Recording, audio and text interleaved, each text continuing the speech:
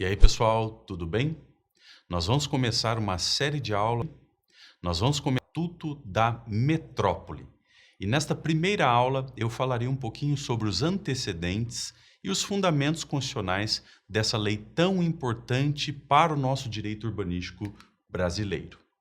Vejam que nós falamos de metrópoles e regiões metropolitanas há muitas décadas no Brasil. Na verdade, desde a década de 1960 e 1970, nós tivemos um grande aumento populacional no Brasil.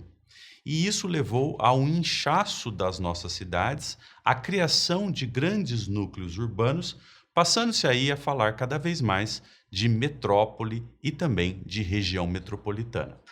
Vejam que, atento a esse fenômeno, o legislador, já lá na Constituição de 1967 e também na Constituição de 1969, tratava desse tema.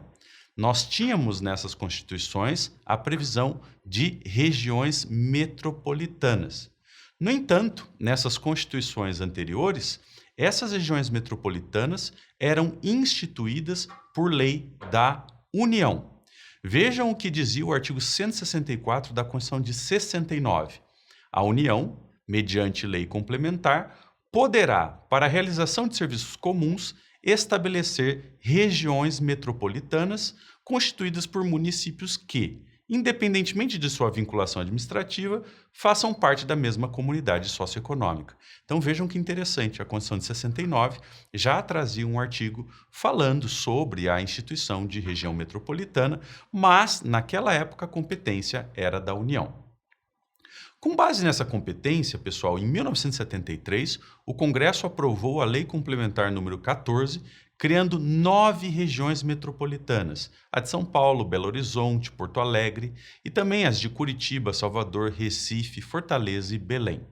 Em 1974, o Congresso editou a Lei Complementar número 20 e criou a região metropolitana do Rio de Janeiro, além de ter fundido o Rio de Janeiro com o estado da Guanabara.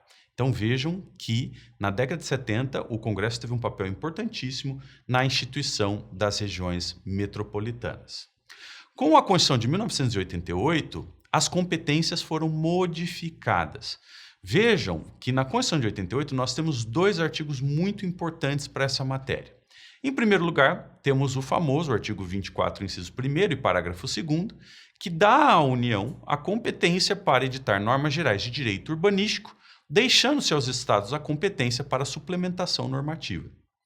Vejam que ainda a Constituição tem um artigo 25, parágrafo 3º, que é muito importante para o tema das unidades regionais, porque esse artigo dá explícita competência aos estados para criarem, por lei complementar, regiões metropolitanas, aglomerações urbanas e micro-regiões, todas elas constituídas por agrupamentos de municípios limítrofes para integrar a organização, o planejamento e a execução de funções públicas de interesse comum.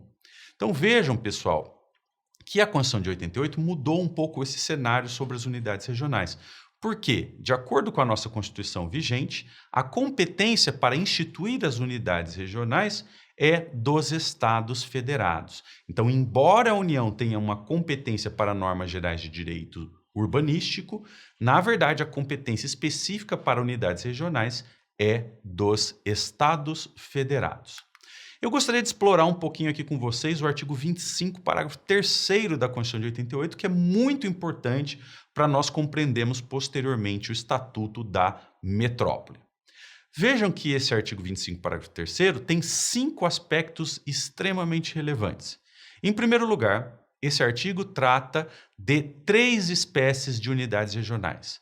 Se refere ali à região metropolitana, à aglomeração urbana e à microrregião. Então vejam que nós temos pela Constituição 3 espécies de unidades regionais, repetindo, regiões metropolitanas, aglomerações urbanas e microrregiões.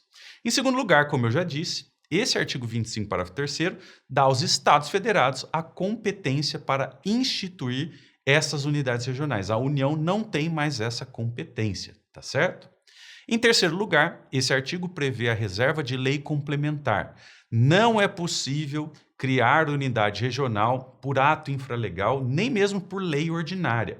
É preciso que se aprove uma lei complementar estadual. Além disso, esse artigo exige que os municípios incluídos na unidade regional sejam municípios limítrofes.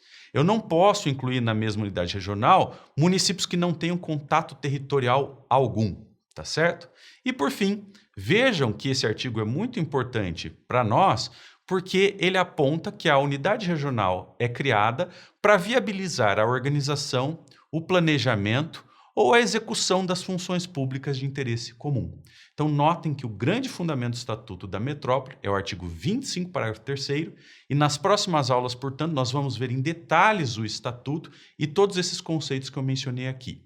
Se vocês já quiserem aprofundar essa temática, eu organizei um livro chamado Estatuto da Metrópole Comentado, que está gratuitamente disponível na internet e vocês podem acessar para acompanhar essas aulas. Um grande abraço e até a próxima.